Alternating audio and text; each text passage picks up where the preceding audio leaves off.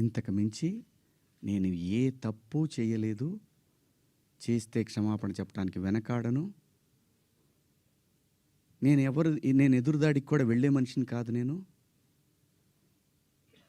నా కోసం నా ఇంటెన్షన్ అర్థం చేసుకున్న వాళ్ళందరికీ కూడా థ్యాంక్ యూ సో మచ్. ముఖ్యంగా అనసూయ గారు నా ఇన్సెక్యూరిటీ గురించి మాట్లాడారు. అవునమ్మా, మా హీరోయిన్ని అలా వెళ్ళినప్పుడు, దాడులు చేసినప్పుడు భయం ఉంటుందని, వాళ్ళు బాధపడతారని, ఒకవేళ జరగరాంది ఏమైనా జరిగితే ఆత్మహత్యలు చేసుకుంటారని నాకు ఇన్సెక్యూరిటీ ఉందమ్మా. ఇంకోటి, నా మీద మీరు జాలి చూపించారు, ఐ పిటీ హిమ్ అని. చాలా థ్యాంక్స్ అమ్మా. మీకు ఇచ్చిన విశాల హృదయానికి భగవంతుడికి థ్యాంక్స్ చెప్తూ అదే భగవంతుడిని కోరుకుంటున్నాను. మీకు తొందరలోనే మీ రుణాన్ని తీర్చుకునే అవకాశం భగవంతుడు నాకు కల్పించాలని కోరుకుంటున్నామ్మా.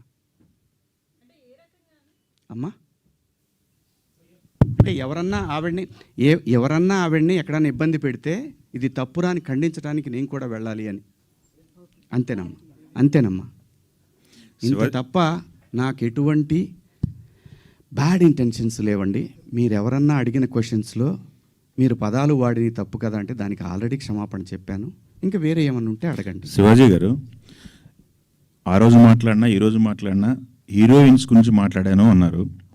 హీరోయిన్స్ ఎక్కడైనా రెస్పాండ్ అయ్యారా? మీతో ఎవరన్నా మాట్లాడారా? ఇండస్ట్రీ నుంచి సుప్రియ గారు తప్ప మిగతా వాళ్ళు ఎవరన్నా మాట్లాడారా మీతో ఇప్పటి వరకు?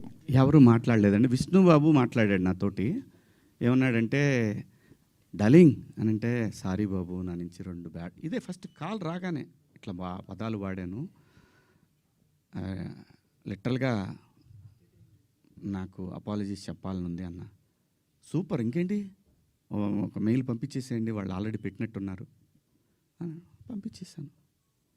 ఆ తర్వాత చాలామంది హీరోలు ఫోన్ చేశారు, చాలామంది ఆర్టిస్టులు ఫోన్ చేశారు, చాలామంది ఎమ్మెల్యేలు ఫోన్ చేశారు. ఆడపిల్లని కాపాడుకోవాలనే ఉద్దేశం తప్ప ఆడపిల్లని బంధించి, ఆడపిల్ల స్వేచ్ఛను హరించి, ఆడపిల్లల్ని ఆట వస్తువులాగా చూడాలనుకునే సంస్కారం ఈ జనరేషన్లో కూడా ఎవరికీ లేదు. కుసంస్కారం ఎవరికీ లేదు. ప్రతి తల్లి, నా ఇంట్లో తల్లి ఉంది, మీ ఇంట్లో తల్లి ఉంది, మనకు పెళ్ళిళ్ళు అయితే భార్యలు ఉంటారు, మనకు బిడ్డలు పుడితే ఆడపిల్లలు ఉంటారు. వీళ్ళందరి మీద ఉన్న అపరిమితమైన ప్రేమతోనే వాళ్ళ మీద చూపించే అడుగడుగు. ఎందుకంటే ఈ భారతదేశంలో ప్రతి 3 గంటలకు ఒకసారి రేపు జరుగుతూ ఉంది. ఒక ఆడబిడ్డ జీవితం నాశనం అయిపోతూ ఉంది. ఆ భయంలోంచి వచ్చిందే, అమ్మా కొంచెం మంచి బట్టలు వేసుకెళ్ళరా అని ఒక తండ్రి చెప్తాడు.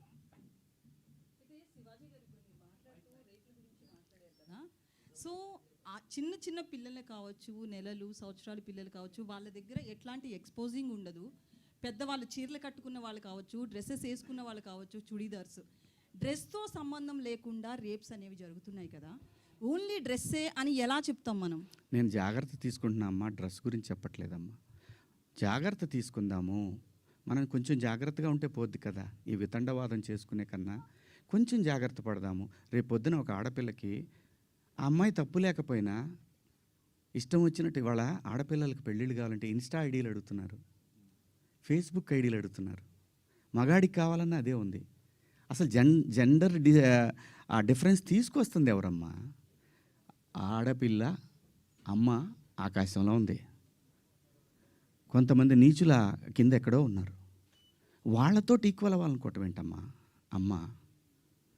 అమ్మ 80 ఏళ్ళు వచ్చినా సరే, అమ్మ ఏదో పని చేసుకుంటా అట్లా షాట్లో బియ్యం పోసుకొని అప్పుడే నేను లోపలికి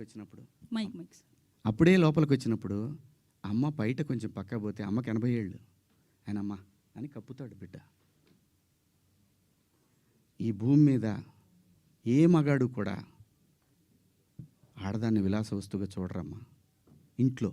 సొంత ఇంట్లో నేను జాగ్రత్త పడమంటున్నానే తప్ప నేను ఎవరిని కించపరచలేదమ్మా. నేను వాడిన పదాలు తప్పు, ఆ 2 పదాలు. నేను ఇచ్చిన స్టేట్మెంట్కి స్టిల్ నేను నిలబడి ఉన్నాను. నేనేమీ వెనక్కిపోను. ఇంతేనమ్మా. నేను చెప్పాలనుకున్నది ఇదండి. ఒక్కొక్కళ్ళు ఏదైనా అడిగితే ఒక్కొక్కళ్ళు మాట్లాడు. నాకు నిద్ర లేదు, 36 గంటల నుంచి నేను నిద్రపోలేదు. పెట్టం లేదు సార్. శివాజీ గారు. సార్, అయితే సార్ ఒక సుబ్బారావు గారు, క్వశ్చన్ సార్, మీరు వీడియో ఆ రాత్రే చేశానని చెప్తున్నారు కదా సార్. వాళ్ళు మీరు చూపించానమ్మా. అదే సార్ చూపించారు, ప్రూఫ్స్ ఉన్నాయి, నేను ఆ టైంకి లేను.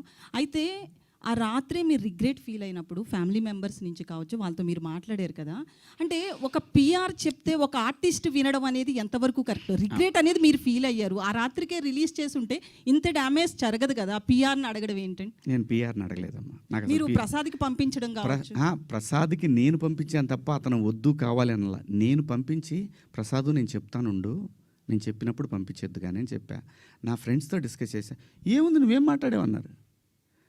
ఇంకా కాదు, నేను 2 తప్పుడు మాటలు మాట్లాడాను. సరే చూద్దాం, పొద్దున్నే ఒకవేళ అయిపోయిందని అనవసరంగా కెలుక్కోవటం ఎందుకు అని అన్నారు. కానీ నాకేంటంటే అది కొడతానే ఉంది. నేను పడుకోలేదు. నేను ఇందులో మా ప్రసాద్ తప్పు ఉందనో ఇంకోళ్ళ తప్పు ఉందనో నో. ఇది ప్యూర్లీ నా వల్లే జరిగినటువంటి ఒక విచారకరమైనటువంటి 2 పదాలు. అయితే సుబ్బారావు బిగ్ గారు, బాస్ లో ఒక్క కూడా నిమిషం అమ్మా. కొంచెం మీ బిహేవియర్ అట్లనే ఉంది అనేది కూడా అప్పట్లో ఉంది కదండి. సో బేసికల్లీ ఒక్క నిమిషం అమ్మా, క్లారిటీగా చెప్పండి. అయితే బిగ్ బాస్లో మీరు ఒకసారి మాట్లాడుతూ నాగార్జున గారితోటి ఆడవాళ్ళ తల కిందేసి తొక్కుదును, అదే నా ఇంట్లో ఆడవాళ్ళు అయితే అని సంథింగ్ కొన్ని మాట్లాడారు అప్పట్లో.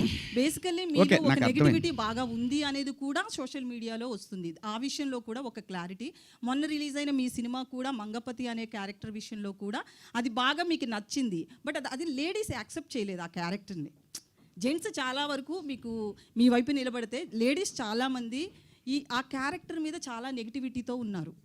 సో ఇదంతా కూడా అతని మనసులోంచి వచ్చింది అనేది కూడా వినిపిస్తుంది. ఈ విషయంలో ఒక క్లారిటీ. 100% ఎప్పుడు కూడా యాక్సెప్టెన్సీ ఉండదమ్మా. ఇక్కడ అభిప్రాయాలు మారుతూ ఉంటాయి. సిచ్యువేషన్ మారినప్పుడు ఆ మనిషిని మంచిగాను చూస్తారు, చెడుగాను చూస్తారు. కమింగ్ టు మంగపతి, బిగ్ బాస్ హౌస్లో నా ప్రవర్తన, నేనుగా నేను ఎలా ఉన్నాను అనేది చూసి ఆ క్యారెక్టర్ నేను సెలెక్ట్ చేసుకున్న మాటలు కూడా రావట్లేదు, నిద్ర సెలెక్ట్ చేసుకున్నానని చెప్పాడు. ఇంకొకటి, ఆ రోజు కూడా ప్రజలు ఏదైతే స్పందన చూపించారో ఈరోజు కూడా అదే స్పందన చూపించారు. బిగ్ బాస్ హౌస్లో ముఖ్యంగా మా ప్రాంతంలో నాకు సగం వయసు అయిపోయిందమ్మా, 50 క్రాస్ అయ్యా. ఆ టైంలో మాకు ఊళ్ళలో ఎట్టుండేదంటే, ఏందరు మాట్లాడి గొంతు మీద కాలేసి తొక్కుతానా ఇలా మాట్లాడతారు. ఆడపిల్లలు అని కూడా తప్పు చేస్తే ఖచ్చితంగా అంటారమ్మా. అమ్మ నాన్న అంటారు, బాబాయిలు అంటారు, మేనమామలు అంటారు. ఎందుకంటారు అంటే ఆ బిడ్డకి ఎక్కడ ఏం నొప్పి తగులుతుందో అని అంటారు తప్ప ఎవ్వరు ఈ భూమి మీద అక్కడ దాకెందుకమ్మా. మనం డిస్కవరీ ఛానల్ చూస్తే పెంగ్విన్లు తిరుగుతూ ఉంటాయి, 1-2 పెంగ్విన్లు మాత్రం సపరేట్గా ఉంటాయి. రోజు చూపిస్తాడు టైం. ఆ పెంగ్విన్ వచ్చే టైంకి ఇది ఇంకో పెంగ్విన్తో మాట్లాడుతుంటే ఆ డ్రామా చూడాలమ్మా. మనుషులకే కాదు, పొసెసివ్